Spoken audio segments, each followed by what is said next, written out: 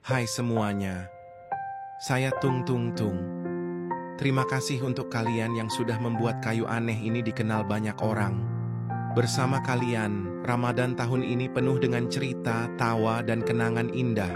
Tapi, di setiap cerita pasti ada akhirnya. Saya sangat senang sekali membangunkan kalian sahur. Hari ini, saya ingin berpamit ya.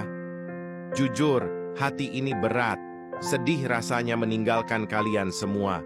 Namun inilah jalan yang harus saya tempuh. Terima kasih untuk setiap momen yang kalian berikan.